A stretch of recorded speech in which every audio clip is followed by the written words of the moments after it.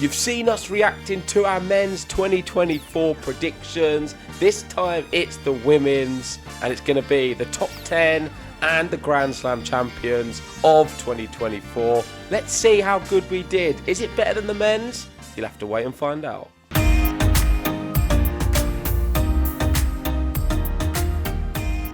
That's right. The men's, it was a success for me. Can I do it again on the women's? I mean, normally JG is the big predictor on the channel, as most of you already know. But this year, I fancy my chances. But there's been a few dodgy JG picks. He went a bit out there on the women's. He went a bit crazy. You'll see some of his selections, and feel free to give him a bit of stick in the comments section. I'm excited. Yeah, for a change, Ben's been doing the PowerPoints, so he kind of knows already how bad I did. So based off that intro, I know you've beaten me on the women's as well. I've not actually seen it, and I thought I had a chance coming into this episode, but yeah, I feel like it's another one where I'm going to have to cower in defeat. I don't think it's as bad as what you're going to think, really, but it's quite close, but... You're making it seem like I've just been demolished. No, but there's just a couple of picks that we just got to give you a little bit of stick. But I still think there's some credit due for some of the picks as well, because with a risk, you still have to say, well, it was worth a little punt because it might have come off. I know you had your Rafa on the Dow one. If you hadn't have played Zverev, might have got all the way to the final. You never know. It's worth the risk. And with the women's, there was a couple of those in your top 10 as well. So let's get stuck into it and see who we had. Right, I'll share the screen. And here you can see my beautiful face reacting. You've got Coco Gauff there, number one. Is that a bit of a teaser into maybe what you're going to be picking for 2025? No, this is what I put on the thumbnail of the predictions podcast that we had for at the end of 2023, and it was weird that at the end of last year on the men's one, the Sinner one, yeah, for some reason I just thought I'll do that'll get everybody a little bit like, whoa, what's he doing? But then it didn't happen for Gauff though, did it? No, it didn't. But yeah, the Yannick Sinner one was a bit bizarre. Jabeur, fourth, crazy.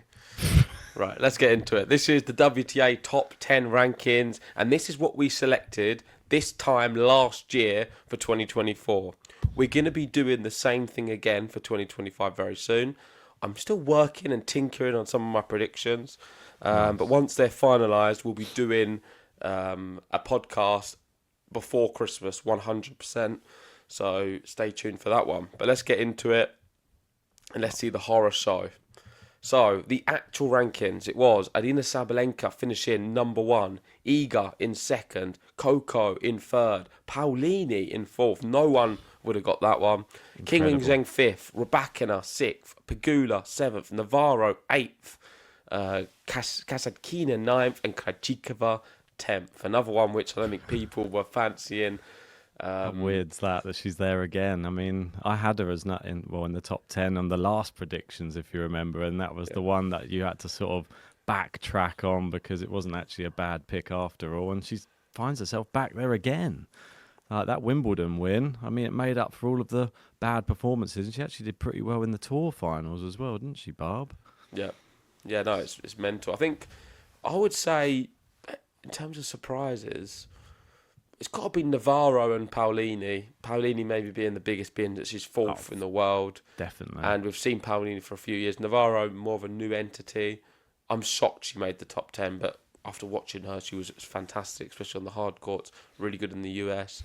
And Emma Navarro, interested to see if she can maintain this level. Or it's difficult, I feel, the women's, because we often see a player like a Navarro have a great year and then peter off. There's a few examples of that. I mean, Vondrausova last year was a good one. I'm most interested for Paulini, to be honest, next year. I want to see. I think she's different, though. I feel like she's different to Navarro in the sense that Paulini, I believe, is someone who can maintain her position in the top 10. Yeah, and her ranking, every single year that she's been on tour at the end of the year, bar 2019, 2020, when she had the same ranking of 96. She's gone up every single year. The end of 2023 was number 30 in the world. Now she's up to number 4. I mean, is it the summit at the end of 2025 for Jasmine Paolini? I don't know. Maybe that's a little bit getting ahead of ourselves there. But I think number 4, considering who's above her there, and the fact she finished, look who she finished above, I think is the bigger thing, not who she finished just below. She finished above Rybakina. She finished above Pegula. Like, these are top tennis players. It's amazing. Yeah. And in terms of what we predicted, it was pretty straightforward that it was going to be Iga, Sabalenka, Goff. We both thought that at the start of the year. That was the way it was to be.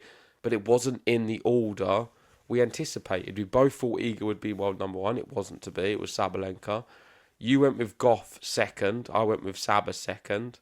And I went with Goff third. So I got probably the top 3 a little bit better than you. I got one completely correct and the others just a place apart. So I did all right with the big players. Rybakina wasn't too far off. Pegula, I mean, that top 5 is not so bad. It's all there or thereabouts. It's my issues arise from 6 onwards.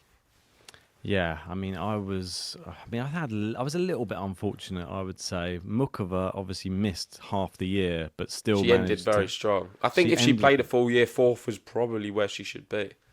Yeah, I think that she's definitely one of those players who actually can take it to like those top 3 players. I'm excited to see her play a full season. If she can get a full season in 2025, that could be her finishing position. I totally agree. Maybe even higher. Could she win a slam? She's one of the players I think who can actually challenge for a slam. Or maybe Kim Min-jae. I mean, look at her. What a year for her as well. Gold medalist at the Olympics as well. I mean, what's next for her? I mean, Jasmine Paolini, we're singing her praises, but I mean, Kim Min-jae, maybe like the ceiling is maybe slightly higher even for her. Yeah. 2 players who we've seen on tour for a few years now who have always been inside the top 10, Jabeur and Sakari. I feel like it's harsh with this point system that I get the same amount of points as what you would, considering that you put Jabeur and Sakari higher than me. You have Jabeur in 7th and you have Sakari in 9th. But yeah, I get the same. I get penalised exactly the same as you, even though I had them a little bit lower. Maybe this point system should be 15 plus a 2 or a 1 then. So maybe we should be having it like that. I know what you mean. We can always adjust this for next year. There's still this. I'm putting it out there now because I feel like I should not be punished the same way as you. Well, this is all things we'll take into consideration. We will adjust the point scoring system ahead of the 2025 predictions. I have a feeling though this year. So this year's 2024, we had, 6 of the same, 7 of the same, pretty much. Yeah. There's the ability next year, I think, to have maybe, I don't know, only maybe 4 or 5 of the same. I think it could be very different. And I don't want to give too much away. I just feel like potentially, we're seeing with the men, there's a bit of a changing of the guard. Nadal retired. Djokovic could be his last season. We've got a few top ones at the top, but we could see some move-arounds there. On the women's, I feel there's no one what screams consistency. There's not that much consistency. And there's even been a few question marks recently with Iga, which is strange. Like, I mean, she's changed her coach. It's not been a trademark Iga year, and she petered off towards the end. I just feel like it's up in the air slightly. Of course, you're going to see Iga, Saba, Goff for me near the top. Yeah. Apart from that, you never know. Rybakina, is she going to play? We don't know. Like, there's so many question marks, and I think the remaining 7, we could see a lot of differences in mine and yours prediction. Wow. And I think you can make a strong case for a lot of them names as well. Yeah, and look at, obviously, I went for a punt. I went for Mira Andreeva in my top 10. Which isn't bad. Didn't go far. She was 16th at the end of the year. So I think she is a real good one for 2025. She's so young still. She's only 17 years old. I mean, she's going to be in the top 10. If it's not next year, she'll definitely be in the year after. I feel that her game is just so good and she's like ever improving. Maybe Haddad Maia was 17th, so Mira Andreeva 20 points more than her. It's close. Yeah, I mean, Haddad Maia, she could have done a lot better. I mean, she had opportunities. She played a lot of events, and that's what I was banking on. I mean, should we talk about the elephant in the room? Don't want to say it. There's the big plus 55 in there. Naomi Osaka. It's like you're Nadal, I feel, this one. And It you was went my for it. Nadal when I did it because they're Yeah. two legends, two Grand Slam champions, and it was one of them ones where I'm just going to check where she finished. Do you have it? 58th. 58th, and I feel like you've given me too many points. Why is it plus 55? Can you bring up the scoring? That's what I thought it was between 50 and 60. I thought it was plus 55, isn't it? Or have I don't know. Bring up the missed it? scoring 1 second. I've got it on another sheet. because you've probably screwed me over here knowing you. Oh, yeah. But Between we're- 50 and 100, it is plus The 55. very harsh scoring. I think it's been manipulated perfectly. This scoring system has been There you destined go. just to kill me. Look at that. I mean, yeah, I guess you can't lie. That's what it is. So, Well, it may change for next year, so that's what it is for this year's my one. Osaka one was tight because she should have beaten Iga at, what was it, Roland Garros. Probably Yeah, could have gone on and done so. Mate. I mean, Iga's the champion there. She's so good. If Osaka would have actually won that match, she was so close, so good. Who knows? Surely I would have hoped she would have been maybe sort of 20th, 30th. That's why I said but- I'm not going to be too harsh at the start, because I think that She was actually close. She was actually good this year, and that was the key thing. You picked her, and She wasn't consistent though. She wasn't consistent, but the elements of brilliance were coming back. And I think that that's the main thing. 2025, if she plays more tennis, she's always capable of beating anybody on tour. My argument is this. That match against Iga at Roland Garros, I would say she was by far a top 10 player.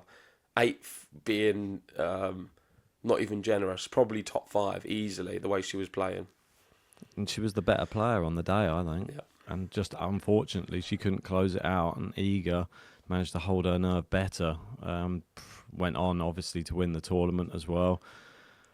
Look at me. I mean, I've got one green between two of us. I mean, I've At had least we one got some green. greens. On the men's, we didn't. Had none. I've got Rabakina in 6th. That was the one I thought would drop down because of her inconsistency on the tour, and it did prove to be a factor. So, Jabeur, will she make it back in next year, do you reckon? Or do you reckon We'll her have to and wait and Sakura- see. I'm not going to tell you, but I feel we're going to see a big shift up. Yeah, I mean, there's a lot of good young players coming through, and a lot of good young Czech players as well. Young Russians. Obviously, you've got what's the one? Schneider. Dinah Schneider. Yeah, she's looking fantastic. She's only 20 years old. We got Kostyuk. She's been playing well all year as well.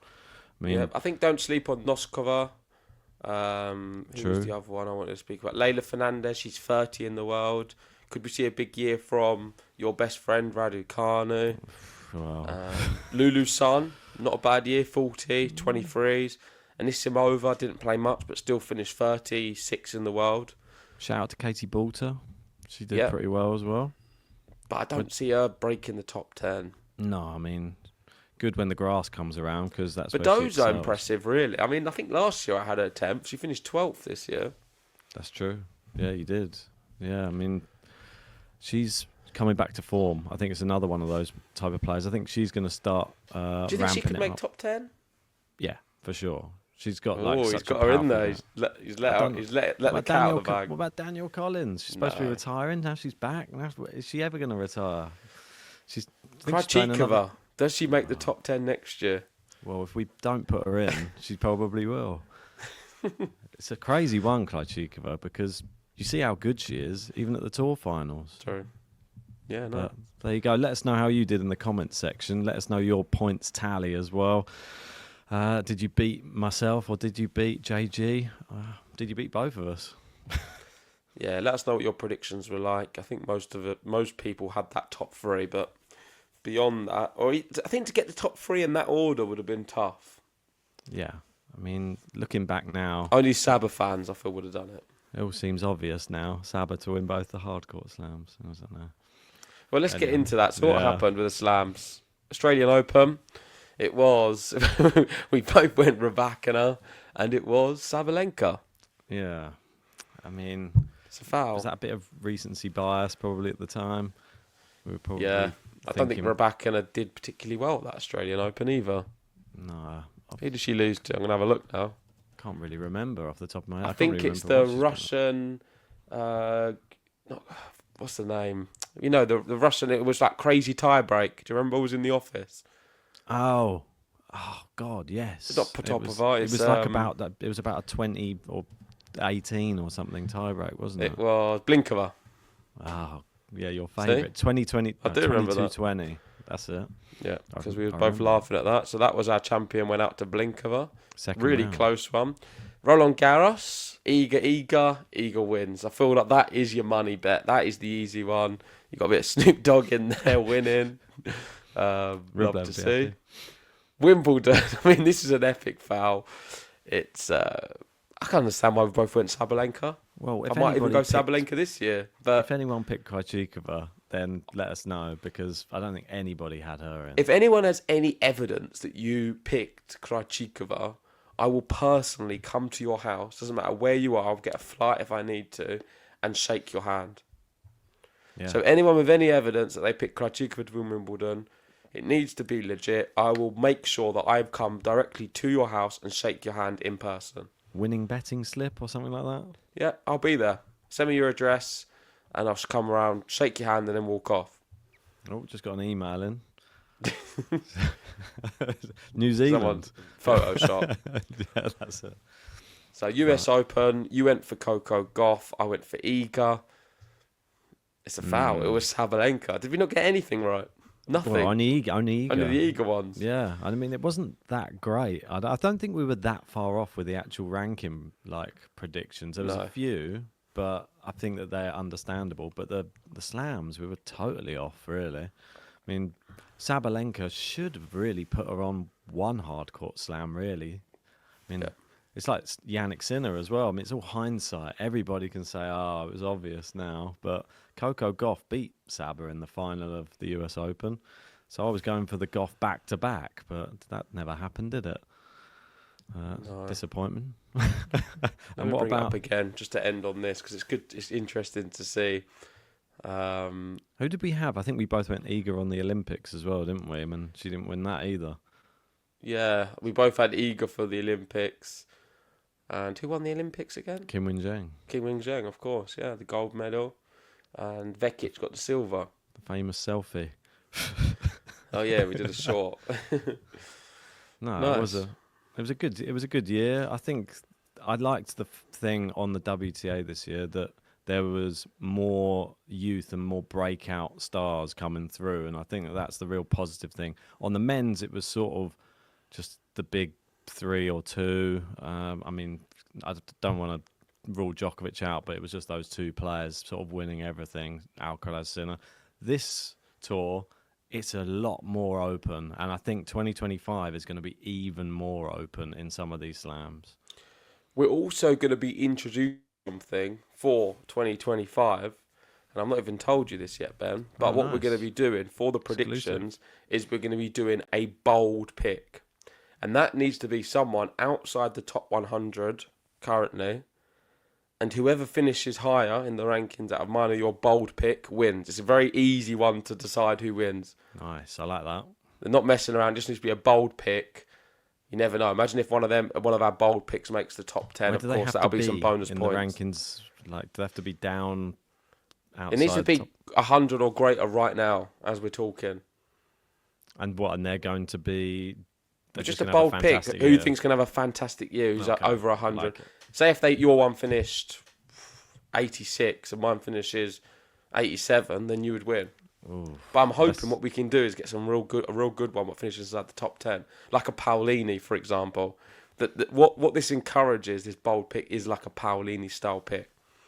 Yeah, will we find the 2025 Paolini or Navarro? That's the question.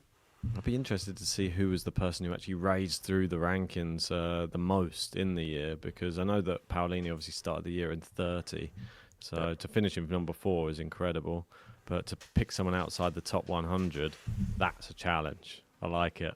Perfect. So stay tuned for that. We'll be bringing that video very soon, definitely before Christmas, and that'll be for the men's and the women. So stay tuned on our predictions. If you haven't already, give us a like, subscribe, and let us know what do you think about our predictions from 2024. Did you do anything similar? Was yours better or worse?